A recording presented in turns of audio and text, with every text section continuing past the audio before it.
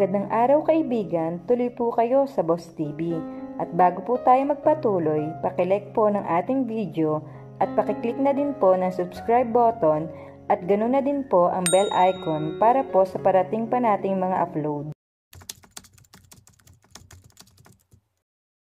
Sa gitna ng malaking problema ay nakilala niya ang binata, pero ginamit lang pala siya nito dahil may malaking galit ito sa ama niya. Ngunit, hindi niya akalaing ito pa ang kanyang masasandigan sa gipit na kalagayan. Atin pong tunghayan ang isa pang maikling istoryang pinamagatang All My Life. Bumukas ang pinto ng opisina ni Christopher Valdez. Nagulat siya nang sumungaw ang isang matangkad na lalaki. Kasunod ang sekretarya niya. He was Dominic Nick Montero, 33 years old, wearing a dark business suit. Nakataas ang noo nito at mataman kung tumingin. Nakatiim ang mga bagang na pumasok ito sa loob ng malamig at wall-to-wall carpeted na opisina. Hindi kaagad siya nakapagsalita nang makita ang dumating. He was 55 years old, President and CEO ng Overview Enterprises, isa sa mga kumpanyang pinakamabilis ang pag-unlad. Nakilala iyon sa pagmamanufacture ng healthcare and beauty product. Sir, nagpilit hong pumasok eh. Importante raw hong makausap niya kayo. Paliwanag ng sekretarya niya. May appointment ka ba sa akin? Lahat ng gustong makipag-usap sa akin ay humihingi ng appointment. Tiimbagang natanong niya kay Nick pagkatapos na makabawi sa pagkabigla. There's always an exception to the rule, Christopher. Mariing sagot nito. Tumayo siya mula sa kinuupuan. So, you're back and good looking. Mukhang nakabawi ka na ah. Bakit? Akala mo ba'y hindi na ako makakabangon? Sarkastikong sabi ni Nick. Bahagyang nakakiling ang ulo nito, tila handa sa isang pagtutuos.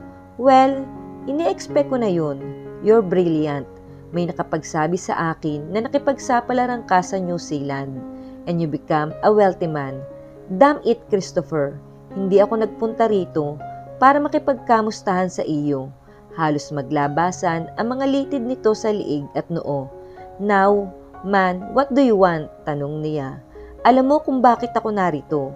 Hindi ako manghuhula, Nick. Shit, Christopher. Nagpunta ako rito para bawiin ang mga kinuha mo sa akin. May igting ang bawat katagang binitawan nito. Naupo siya sa harap ng desk. Sinimulan niyang buklatin ang mga papeles na para bang wala siyang panahong makipag-usap ng matagal dito. Masaya na kami ni Teresa, sabi niya. Muli itong napatiimbagang. Matagal na tinitigan siya nito ng matalim. Hindi siya ang hinahabol ko. I become to realize na mas bagay nga kayo. Bird of the same feather, flock together. Stop insulting Teresa. Hindi siya masamang babae. Masisisi mo ba siya kung naging praktikal lang siya? Minahal ka niya, siguro. Pero ano ang mapapala niya sa iyo? Mahirap ka pa sa daga. Kahit sariling bahay, wala ka na. Naghirap ako ng dahil sa kagagawan mo. Halos isigaw nito iyon sa mukha niya. Niloko mo ko, Christopher. Kung hindi mo pala hinahabol si Teresa, what else do you want? You know damn well what I want, Christopher. I want my properties back. Ibalik mo ang lahat ng kinuha mo sa akin. Naloloko ka na ba? Paano ko maibabalik sa iyo ang mga properties mo samantalang kinuha na iyon ng bangko bilang kabayaran sa mga hindi mo nabayarang utang ng OBB Enterprises? Kung mag-akusa ka, parang napunta sa akin ang lahat ng iyon. Hindi ba't bagsak na ang overview? Dahil din sa kagagawan mo. Pinag-interesan mo ang kumpanya kaya gumawa ka ng paraan para mapunta sa iyo sa mukhang malinis na paraan. Lahat ay dumaan sa legal na paraan, Nick. Palugi na ang OBB noon. Isinalba ko na lang at ng mga kaibigan kong napilit kong muling mag-invest para maibangon ang kumpanya. Dahil nangihinayang ako sa pinaghirapan ng daddy mo at sa potensyal na makabawi. Dapat nga'y magpasalamat ka pa sa akin sa halip na magalit ka ng ganyan. Lalong naningkit ang mga mata nito sa galit. Napakasama mo, Christopher. Pinagkatiwalaan ka ni Daddy. Hindi namin akalaing magagawa mo sa amin ang ganun. Kaya bumalik ako rito para bawiin ang mga inagaw mo. Nagkibit siya ng mga balikat saka nilapat ang likod sa sandalan. Mahirap ka palang umintindi, Nick. Noong ko pa sinabi sa iyo na wala ka nang babawiin sa akin. Sa akin na ang overview dahil ako ang nagsalba noong lugmok na. Hindi ko na lang binago ang corporate name dahil nakagawa na iyon ng pangalan sa market. Pero hindi na inyo ang kumpanya ninyo. Galit na ipinukpok nito ang isang kamay sa ibabaw ng desk niya. Malinaw na sa akin kung bakit bumagsak ang kumpanya. Sinadya mo iyon para maging sa iyo ang kontrol. Masyado ka lang tuso, kaya napalabas mong legal ang lahat. Pero ikaw rin ang sumira sa kumpanya. Nang bumagsak ang presyo ng stock, binili mong lahat, kaya naging sa iyo. Pero ang totoo, iginasa mo ako sa sarili kong mantika. Niloko mo pa akong makakabawi ang kumpanya, kaya pinagkatiwala ko sa iyo ang lahat ng properties ko. Kinuha mo sa akin ang lahat ng naiwan sa akin ni Daddy, leaving me without a penny. Nababalo ka na, Nick. Wala akong ibabalik sa iyo. Natatawang sabi niya. Hindi ko kasalanan kung mahikahinaan ka. Hindi na napigil nito ang muusbong na galit. Sa isang kisap mata ay nakuhelyuhan siya nito. Ibalik mo sa akin ang lahat ng kinuha mo hanggang sa huling sentimo or I'm going to kill you. Nasindak man siya ay hindi siya nagpahalata. Bitiwan mo ko, Nick. Lalong hinigpitan nito ang pagkakahigit sa kawelyo ng damit niya. Nasasaktan ako, Nick, daing niya. Pinilit niyang makawala mula sa pagkakahawak nito. Umigkas ang kamay niya at sinuntok ito. Ngunit nakailag ito. Ito naman ang sumuntok sa kanya. Sa pagkakataong iyon ay tinawag niya na ang mga staff niya sa labas ng opisina. Hindi naman nagtagal ay nagsipasukan na ang mga empleyado. Isang staff niya ang pumigil kay Nick na balak pa sana siyang suntukin. Ilabas niyo ang gagong yan. I'm not finished with you, Christopher Valdez, babala nito. Dalawang lalaki ang nagtulong para sa pilitang itong mailabas ng opisina. Huwag ka nang babalik dito, tarantado. Nagpupuyos pa rin ang kalooban ni Nick hanggang sa makabalik siya sa kanyang opisina. Kung may hawak siyang anumang bagay na mga sandaling iyon, malamang ay madurog iyon sa nakakuyom niyang mga kamay. Walang kapantay ang puot na kinikimkim niya sa dibdib para kay Christopher. Ngayon ay gusto niyang kumawala, gustong sumabog. Naghihintay lang siya ng tamang panahon upang makipagtuos dito. And now, after 9 long years, binabawi niya ang lahat ng kinuha nito sa kanya. Ngunit matigas ito. Ang kapal ng mukha mo, Christopher. You're greedy. Nagpapasasa ka ngayon sa bunga ng pinaghirapan ni Daddy. Hindi ako papayag nang basta ganun na lang. Gagawin ko ang lahat ng paraan upang mabawi ko ang lahat ng kinuha mo. Lumapit siya sa minibar na nasa loob ng kanyang opisina. Nagsalin siya ng scotch sa wine glass. Saka hinawi ang blind sa glass window. Nasa loob siya ng sarili niyang gusali, 15th floor condominium na kabibili at kare-renovate lamang niya. Isa iyon sa mga katunayan ng kanyang pagbangon pagkatapos siyang ibaon sa lupa ng tuso at ganid na si Christopher. Humigpit ang hawak niya sa wine glass. Akala siguro nito ay hindi na siya makakabangon. Habang iniinom ang kanyang scotch, ay nakatingin sa malayo at isa-isa niyang binalikan sa isip ang mga panlulokong ginawa nito sa kanya. Lintik lang ang walang ganti. Pagdating daw ng edad ng babae, kailangan ay may experience na siya. Nanlaki ang mga mata ni Jenny sa sinabi ng kaibigan nilang si Sheila. Ano yan? Statement of the year? Nakataas ang kilay na reaksyon niya. Ano namang kabaliwan niyaan? Naroon sila sa selebrasyon ng debut party ni Wayne. Tapos na ang programa ngayon ay yugyugan time na. Nakapagpalit na sila ng party attire. Kung kanina ay demure sila habang suot ang mga gown nila para sa kotelyon, ngayon ay mala Britney Spears na ang dating nila sa mga suot na hats, hipster at may drip blouses. Kahit malakas ang sounds ay nakakapag-usap pa rin sila. Bakit naman ako gagaya sa kanila? Masyado silang liberated.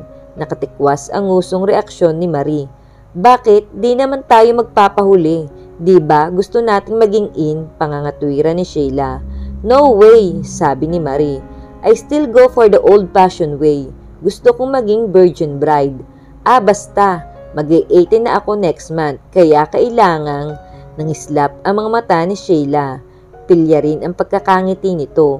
Wala ka namang boyfriend ngayon, diba? Sabi niya rito. Ang dali-daling magka-boyfriend, pakling nito. Ang weird mo talaga, Sheila. Napapailing na komento niya. Kunwari ka pa, Jenny. Don't tell me wala pang nangyayari sa inyo ni Randy. Talagang wala pa. Mabilis na sagot niya. Hindi ako katulad mo, no? Pagkasabi niyon ay lumagok siya sa hawak na bote ng San-Mig apple. Humalo sa malakas at mabilis na tugtog mula sa sound system ang malakas na halakhak ni Sheila. Mabagal pala si Randy. Ang alam ko, magaling sa pambobola ng chicks iyon pero hanggang forma lang pala siya sa iyo. Tumigil ka nga riyan, Sheila. Baka may makarinig sa iyo, saway nito. Noon lumapit si Randy sa mesa nila. Ipinatong nito ang isang kamay sa balikat niya. Babe, sayaw naman tayo. Bakit inuubos niyong oras sa tsikahan? Come on, the night is still young. Tumayo siya at sumama sa kasintahan. Humalo sila sa mga nagsasayaw sa dance floor. Habang nagsasayaw, ay nasa isip pa rin niya ang napag-usapan nila ni Sheila. Hindi siya katulad nito. Hindi ganon ang prinsipyo niya. Mahalaga sa kanya ang virginity niya. Kaya nga sa kabila ng pangungulit ni Randy na gawin nila iyon, ay matigas ang pagtanggi niya. Kahit nga ang paghalik, hindi pa rin siya masyadong okay sa kanya. Medyo mapusok si Randy at nag-aalala siyang kapag pumayag siyang magpahalik dito ng madalas, baka tuluyan na itong matangay at ipilit nito ang matagal lang inuungot sa kanya. Next month, ikaw naman na magde-debut. Siguro naman mas magiging demonstrative ka na, malambing na sabi nito sa kanya. Mukhang may ipinihiwatig ka Pag 18 ka na, dapat ay mas maging open-minded ka na. Hindi pa rin, Randy. Mga bata pa tayo. At hindi pa ako ready. Sumimangot ito. Kailan ka pa magiging ready? Diba sabi nila, kapag tumungtong na ng 18 ang isang babae, simula na iyon ng pagiging ganap na babae niya. Pero, hindi ibig sabihin na kahit ano ay pwede ko nang gawin. Magiging ready lang akong ibigay ang aking sarili kapag kasal na tayo. Puno ng determinasyong sabi niya. Ang labo naman yata nun, reklamo nito. Well, sorry ka na lang. Kung ayaw mo ng ganong arrangement, pwede ka nang maghanap ng ibang girlfriend. Paghahamon niya rito. Kumalas siya mula rito pero mabilis na inawat siya nito bago pa siya makatalikod. Hey Jenny, wait! Pigil siya nito sa kanyang braso. Hindi ka na mabiro. Palagi mo na lang kasi akong kinukulit tungkol dyan. Nakasimangot na sabi niya. Okay, promise, hindi na kita kukulitin. Pero pwede ba, pag 18 ka na, pumayag ka naman na maging intimate tayo. Pinagpatuloy nila ang pagsasayaw. Umingo siya bagamat may sinusupil ng ngiti. Ewan, iisipin ko pa. Mahal niya si Randy, pero bukod sa ayaw niyang mapasubo ng maaga, alam niyang hindi siya mapapatawad ng daddy niya kapag sinira niya ang pangako rito na magtatapos muna siya ng pag-aaral at ayaw niyang ma-disappoint ito sa kanya. Nang sumunod na buwan ay sumapit na ang pinakihintay na debut ni Jenny at dahil bunso siya at favorite ng daddy niya, ibinigay nito ang lahat na gusto niya para maging espesyal ang selebrasyong iyon. Para ano pang naging ama niya ang may-ari ng OBB Enterprises kung hindi magiging engrande ang debut niya. Garden and nature ang motif ng debut niya kaya syempre pa ang venue ay isang garden ng kilalang hotel. Pinuno iyon ng maraming bulaklak. Dahil sa pagtulong ng mga kaibigan niya ay naging posible ang dream na debut niya. Syempre si Randy ang escort niya. Dalaga na ang baby mo, kumpadre. Narinig niyang sabi ng ninong Pablo niya sa kanyang ama. Nasa isang sulok ang mga ito na malapit sa wine table. And she grow up to be beautiful lady. I'm so proud of my daughter. Hindi lang maganda iyan, napakabait at napakamasunurin pa. Buong pagmamalaking wika ng daddy niya. Bantayan mo ang inaanak ko, kumpadre. Tiyak na maraming binata ang umaaligid riyan. Okay lang naman sa aking magkaroon siya ng mga kaibigang lalaki. Pero hindi pa dapat siya maging seriously involved sa lahat ng sinong lalaki dahil marami pa akong pangarap sa kanya. Magiging magaling na doktor pa yan. Hindi ko natupad sa 2 ko pang anak ang pangarap kong iyon. Alam kong kay Jenny matutupad ang pangarap ko. She's going to be the best doctor. Nilampasan na niya ang kanyang daddy at ninong Pablo. Lumapit naman siya sa mga classmates niya na nasa isang mesa. Pero narinig pa rin niya ang pagmamalaki ng daddy niya sa kanya. Ang mga pangarap nito para sa kanya, napakataas ng expectation nito sa kanya. Siguro ay dahil gusto nitong bumawi sa kanyang pagkatapos nitong mabigo sa inaasahan at sa mga nakatatanda niyang kapatid. Ang kuya Rigor niya, 2 taon na lang ay tapos na sana ng doktor nang biglang mag-asawa. Hindi na nito natapos ang pag-aaral dahil triplet ang naging panganay. Ang sinundan naman niya ay si Ate Gretchen, nagtanan sa edad na 16. Kaya hindi niya maamin sa daddy niyang boyfriend niya na si Randy. Ang sinabi niya rito ay manliligaw pa lamang niya. Ang Ate Gretchen lamang niya ang nakakaalam ng relasyon nila ni Randy. Sumaglit si Jenny sa restroom pagkatapos ng kotelyon at iba pang seremonya sa kanyang debut upang magpalit ng damit. Pinalitan niya ng party dress ang kanyang gown at iniladlad niya ang kanyang buhok. Palabas na sila ni Marie ng restroom nang mauliningan nila ang 3 lalaking nag-uusap sa labas ng men's room. Ang hina mo talaga pare, mag-iisang taon na kayo ni Jenny, hanggang ngayon ay hindi ka pa rin nakaka-score. Kantsaw kay Randy ng isang barkada nito. Nagkatinginan sila ni Marie. Sa ayaw nga hindi ko nga alam kung masyado talagang manang o pakipot lang. Baka hindi ka talaga mahal pare. Humina na ang huling tinig na narinig nila na mukhang mga palayo na. Ikaw ang pinag-uusapan nila Jenny, sabi ni Marie. Mahilig talagang manulsol yung mga barkada ni Randy, kaya kung ano-ano ang iniisip niya Lumabas na rin sila ng restroom. Hindi mo ba naiisip pagbigyan si Randy? Ayoko, natatakot ako. Sa daddy mo, hindi naman niya malalaman Kahit na, ayokong biguin ang daddy ko. Huwag kang magsalita ng tapos, lalo na kung mahal mo si Randy. Nagkibit siya ng mga balikat. Basta, hanggang maiiwasan ko, hindi ko gagawin iyon. Sex should be done with the right person and in the right place and time. Saan ba talaga tayo pupunta? Ulit na tanong ni Jenny kay Randy habang nakasakay sila sa kotse nito. Sabado noon at may pupuntahan daw sila. May sorpresa raw ito sa kanya. Basta, sorpresa nga ito kaya hindi ko pwedeng sabihin sa iyo. Tingnan mo na lang pagdating natin doon. Humatong sila sa resort na madalas na pinupuntahan kasama ng mga barkada nila. Anong gagawin natin dito? Usisa niya pagbaba nila ng sasakyan. Doon tayo, naroon ang surprise ko. Itinuro nito ang isang water cottage. Iginiyase nito papunta roon. Randy, bakit dito? Tanong niya bago pa sila makaakyat sa 4 na baitang ng hagdanan papasok sa cottage. Because this is the best place to give you my surprise. Baka kung anong iniisip mong gawin Pagpapauna niya rito, sakaling may iniisip na pilyuhan ito. Natawa ito. Wala ka bang tiwala sa akin? Mukha ba akong gagawa ng masama? Narinig kong nagkakantsawan ang mga barkada mo. Huwag mo silang intindihin. Wala lang magawa ang mga iyon. Besides, bakit naman ako makikinig sa kanila? Promise, wala kang iniisip na kalokohan? Paniniyak ni Jenny. Sobrang loves kita. Makakagawa ba naman ako ng kalokohan sa'yo? Napangiti siya.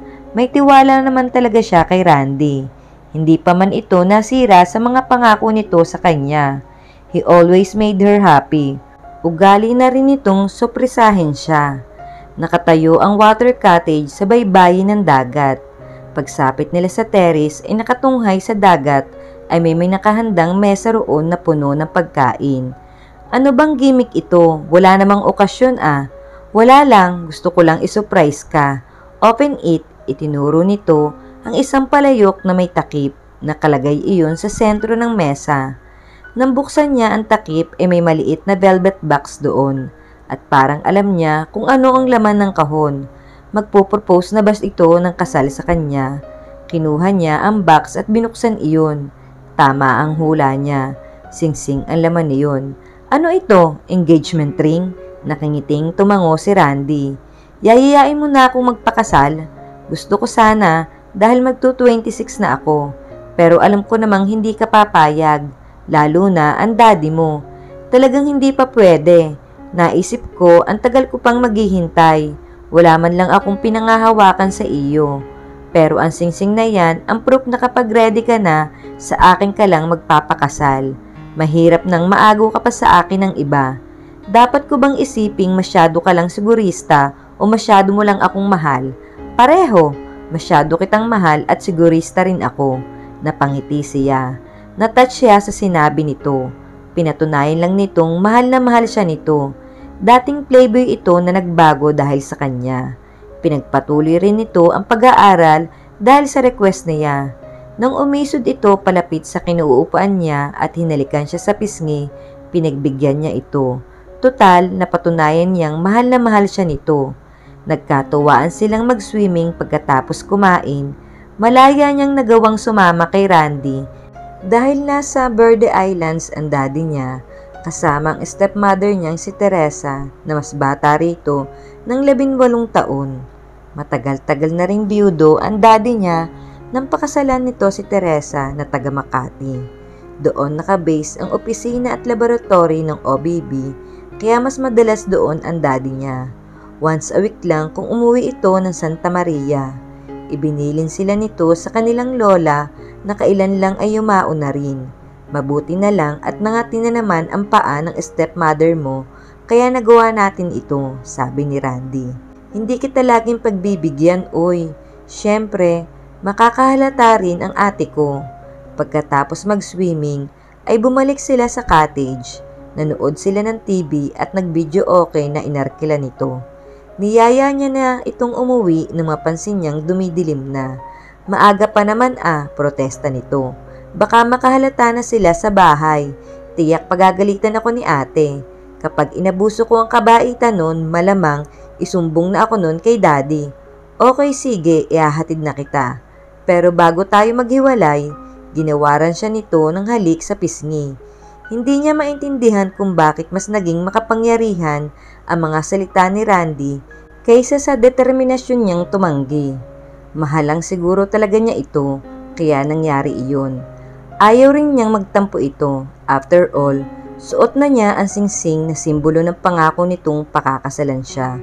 Gustong pagalitan ni Jenny ang sarili dahil hinayaan niyang may mangyari sa kanila ni Randy.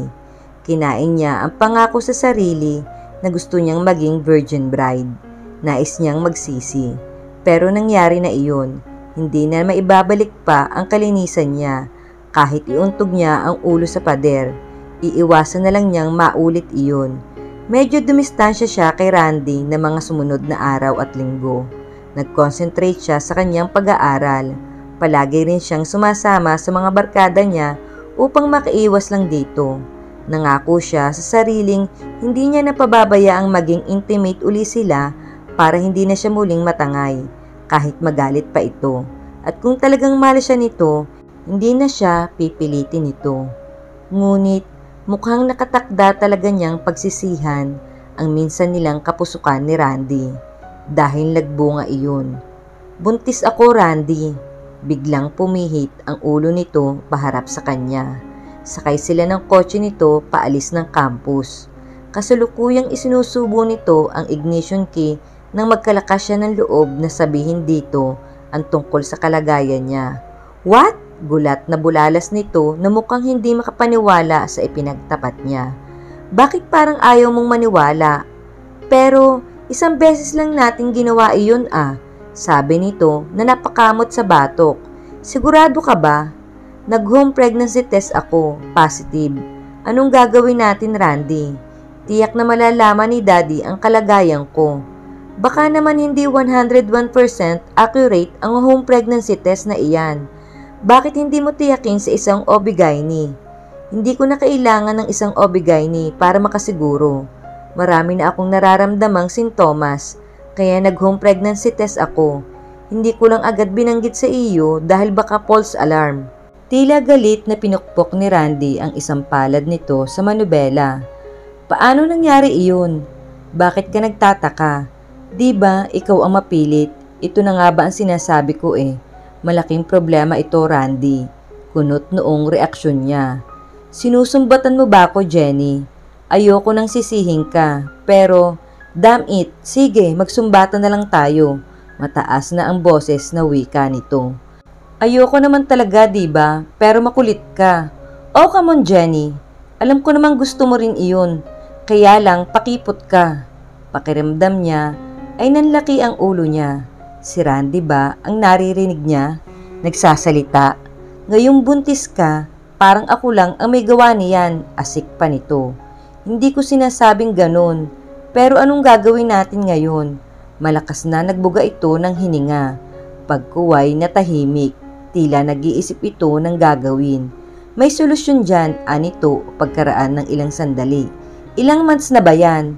More than 1 month na siguro ito. Anong iniisip mong solusyon? May kilala akong makakatulong sa iyo. Sa iyo? Kung magsalita si Randy. Para bang problema lang niyang mag-isa iyon. Sino? Tanong niya. May kilala akong abortionist. Abortionist? Parang nanlaki ang ulo niya sa sinabi nito. Ipalalaglag mo ang anak natin. Oo, ikaw na rin ang may sabing baka patayin ka ng daddy mo. Saka, wala naman sa plano natin ang baby na yan, hindi ba? Hindi naman natin gustong mabuo yan. Kaya, ang solusyon, ipatanggal yan. Wala pa namang buhay yan eh. Gusto niyang itulak ito palabas ng sasakyan ng mga oras na iyon. Hindi iyon ang inaasahan niyang maririnig mula rito.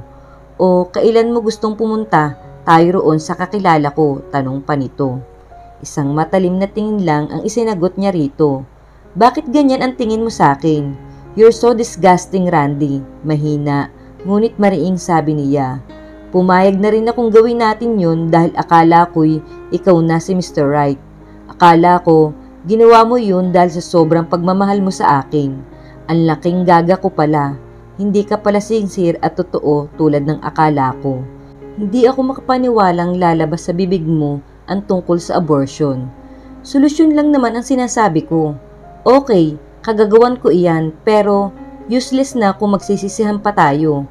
Solusyon ang dapat nating isipin at gawin bago pa lumaki ang tiyan mo. Gago ka pala eh. Hindi niya na napigil ang pag-burst out ng galit niya. Hindi na rin niya napigil ang pag-iyak. Di ba dapat kausapin natin ang daddy ko at sabihin sa kanya ang problemang ito? Sa palagay mo, hindi ako babarilin ng daddy mo? Ngayon bigla kang naduwag. Sige, magsubong ka sa daddy mo. Tingnan mo kung ano ang magiging reaksyon niya. Pero ikaw na lang mag-isa. Gustong sumabog ng dibdib niya sa narinig. For more than a year, 1 year and 2 months to be exact, na relationship nila, hindi niya nakita ang tunay na kulay ni Randy. She believed in him, adore him, and love him. Naniwala siyang tuluyan na itong nagbago mula sa pagiging happy-go-lucky at irresponsable. Ang akala niya ay isang espesyal na lalaki ito. Ngayon, gumuhong lahat ang paniniwala at mataas na pagtingin niya rito. At ang pagmamahal niya rito ay biglang naging pagkasuklam. I hate you, sigaw niya habang pinagsusuntok ito sa balikat. Enough, Jenny, ano ba? Ngunit hindi siya tumigil. Patuloy niyang pinagbababayo ang dibdib nito habang pinipigil niyang mapaiyak. Mahigpit na hinawakan nito ang mga kamay niya. Sinabi ng tama na eh. Nagsukatan sila ng tingin habang pigil nito ang mga kamay niya. Gusto kitang patayin, alam mo ba iyon? Gigil na sabi niya. Sinikap niyang bawiin ang kanyang mga kamay mula rito. Pagkatapos ay mabilis siyang bumaba sa sasakyan. Hindi pa siya nakakalayo ay narinig na niyang pinasibat nito ang kotse palayo. Mabangga ka sana, galit na sabi niya sa isip habang pinipigil pa rin ang kanyang mga luha. Ano ba talagang nangyari, Jenny? Usisa ni Marie sa kanya. Nasa loob sila ng ladies' room matapos siyang bumalik sa campus para doon umiyak. Mabuti na lang at nakasalubong niya sina Shai at Marie na palabas pa lamang ng gate. Sa pagitan ng mga hikbi, ikinuwento niya sa mga ito ang nangyari. Alam ng mga ito ang kalagayan niya bago pa siya nagsabi kay Randy kanina. Ang tarantadong yun, ang kapal ng mukha. Ganoong klaseng lalaki pala siya, galit na sabi ni Shai. Ibig sabihin wala na kayo, tanong ni Marie. Eh kung ganong klaseng lalaki lang naman talaga, makikipag-break ako, pagre-react pa ni Shai. Sa ipinakita niyang reaksyon kanina, obviously ay hindi welcome sa kanya ang pagbubuntis ko. Pakiramdam ko, kahit hindi kami nag-away, hindi naman niya ako isasalba sa problemang ito. Pababayaan lang din niya ako. Pinahid niya ang natitirang bakas ng mga luha sa kanyang mukha. Paano ka na ngayon? Paano mo sasabihin sa daddy mo ang kalagayan mo? Nag-aalalang tanong ni Marie. Umiling siya. I don't know, hindi ko nga alam ang gagawin ko. Nai-imagine ko na ang magiging galit niya sa akin at natatakot ako. Nagkatinginan ang mga ito, halatang awang-awa sa kanya ang mga kaibigan niya. Gusto mo, tulungan ka naming magsabi sa daddy mo. Wag na, ako na lang ang bahala. Para kay Jenny, ay iyon ang pinakmahirap na sandali. Hindi biro ang lakas ng loob na inipon niya bago niya ipinagtapat sa kanyang ate Gretchen ang kalagayan niya. Inabot pa ng halos 1 buwan bago niya nagawang magtapat. Alam niyang hindi niya maitatago ang kondisyon niya. Hindi maaaring palagi na lamang siyang nagkukulong sa kanyang kwarto para itago ang paglilihi niya. Hindi rin palaging nasa Makati o nasa abroad ang daddy niya. Napansin na nga na mayordoma nila ang tila pagtabaraw niya, pati na ang maasim na prutas na madalas niyang kinakain sa loob ng kwarto niya. Pakiramdam niya, araw-araw ay nadadagdagan ang pagbukol ng puson niya. Hindi niya na maisuot ang mga tight jeans niya. At si Randy, pagkalipas ng 1 linggo matapos niyang ipagtapat dito ang pagdadalang tao, ay bigla na lang hindi na pumasok. Pagkatapos na malaman ng ate Gretchen niya ang kalagayan niya, ay ito na ang nagtapat sa daddy niya. Isang malakas na sampal ang nagpayanig sa panga niya nang ipatawag siya nito. You disappointed me, Jenny. Akala ko pa naman ikaw ang tutupad sa mga hindi nagawa ng mga kapatid mo. Dumadagundong sa buong kabahayan ang nangangatal na galit na tinig ng boses ng daddy niya. Kung hindi pa namagitan ng ate Gretchen niya at si Tita Teresa, hindi lang sampal ang aabutin niya dahil sa tindi ng galit ng kanyang ama. Gusto niyang umiyak, ngunit parang namamanhid ang mukha niya sa lakas ng sampal. Sa buong buhay niya ay noon lamang siya nasaktan ng daddy niya. Inispoil siya nito mula nang mamatay ang mami niya 11 taon na ang nakakaraan. Hinintay mo lang palang mag-19 ka bago mo ginawa ang kalokohang ito. Tumulo na ang mga luhang pinipigil niya habang nakayakap siya sa ate Gretchen niya. I'm sorry, Daddy, humikbing sabi niya. Minsan lang naman hong nangyari iyon at labis kong pinagsisisihan iyon. Sinubukan niyang lapitan ito at abutin ang kamay nito ngunit lumayo ito. Damn it, don't give me that bullshit. Minsan lang nangyari at ngayon ay pinagsisisihan mo? Ha? Kahit ano pang sabihin mo, binigo mo na ako, Jenny. Nasaan ang tarantadong lalaking iyon? Bakit hindi siya humarap sa akin? Nasa na nga ba si Randy? Kailangan pakasalan ka ng lalaking iyon. Hindi namin kakayanin ang kahihiyang maging ina ka out of wedlock.